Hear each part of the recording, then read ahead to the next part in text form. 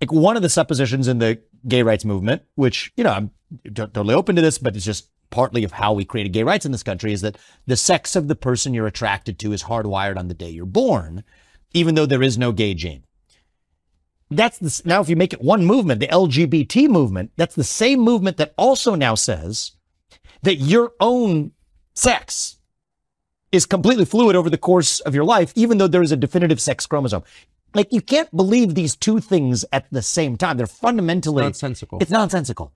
And so that's what it reveals what's going on, Tucker, is that these are cult-like belief systems, right? Because if it's a religious cult, then you don't have to, you don't have any obligation to logic if you're subscribing to a religion.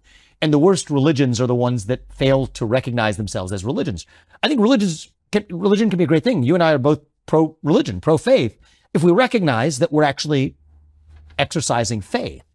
But the most dangerous religions of all are those that claim to be secular, but are actually religious in their conviction. And one of the ways you can smoke out that it's religion is just these inherent tensions. Then you give it a flag, then you give it a symbology, you give it an idol. The first idol was not good enough, the rainbow flag. Then they had to make the trans flag, the upgraded version, the golden idol. They started with the silver one. And so this is what this is about, is a form of idolatry in the trans flag that is a symbol of a broader religious conviction. It's kind of the same thing you see in the climate movement, actually, is like, I kind of enjoy this because you get to the bottom of what's going on by exposing the illogic of it. Right? Like on the climate, there's a parallel for what's going on with LGBT with climate. You think two different issues. What are you talking about? Well, the same people who are antithetical to carbon emissions here in the United States are perfectly fine with shifting those carbon emissions to China, even though it was supposedly global warming that we're addressing. Or the same people who are hostile to carbon emissions are also hostile to nuclear energy, which is the most productive form of carbon-free energy production known to man. Again, you can't believe both of those things at once unless you're subscribing to a broader religious worldview. And I think that religion is actually, it's the same religion, whether it relates to the climate dogma, whether it relates to LGBTQIA plus-ism, whether it relates to racial wokeism. It's a broader vision that defines itself in opposition to the American vision, to the American way of life, that says we are individuals who are members of these units we call families which are embedded in the substructure of this thing we call a nation, and a nation which exists under the broader blessing of God.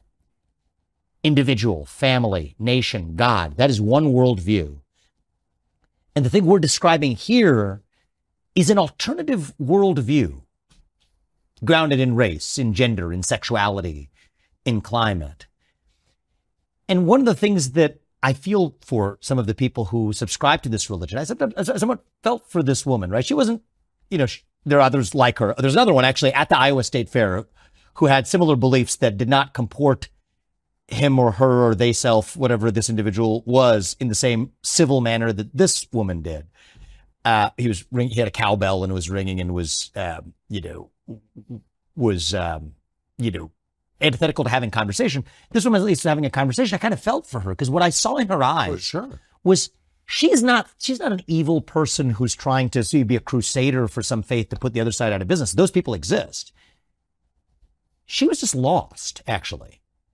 Right? I don't know if it was harder to see on the camera, but I was face to face with her. And when I see that, it's why I also thanked her. I said, thank you for being civil in your exchange. And I'll give you the same courtesy in return. I mean, she was early 20s, best my guess. She's lost. There's a void there. Yeah. Right? So I asked her the question back. There's a blank stare you get in a response. It's almost the same blank stare as if I ask most young people on a given day, what does it mean to be American? It's that same blank stare. That's the void. It's like a deer in the headlights. And I think that this is our moment, our duty, our job as leaders. It's the job of the next U.S. president, might be the most important one of all, to fill that void with an answer to the question of, what does it mean to be an American? What does it mean to be you? What does it mean to be an individual rather than riding a tectonic plate of group identity? What does it mean to be a member of a family, a nuclear family with a mother and a father that by definition brought you into this world? What does that mean? What does it mean to be a citizen of this nation? Not some nebulous, vague global citizen fighting climate change. No, but a citizen of this nation on this land with these ideals. What does it mean to believe in God, to be a nation under God? I think that's our moment. And I believe that if we fill that void with an actual affirmative vision, we will dilute these other poisons to irrelevance. They are symptoms. They're symptoms of a deeper cancer. That cancer itself is a void, a black hole. Fill that void with an actual affirmative vision of who we really are. That's got to be how we win. And the thing that frustrates me most, actually, about the Republican Party, Tucker, isn't even, the neoconism in our foreign policy. And I mean, it frustrates me deeply, but this feels solvable through an alternative set of policies, right? I can go do deals on a global stage, and let's hope I'll be successful if I'm in that seat. I think I will. But this is actually the deeper challenge. You can only stand up with the spine abroad or in an economy or whatever if you at least first know who you really are. And I think that is the far more difficult question. It's not going to happen through policy, but somebody.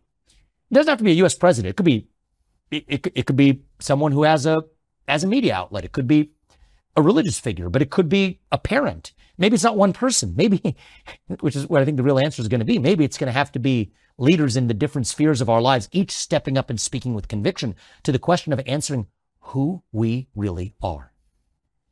And I think the U.S. president has a role to play there in answering who we are as Americans.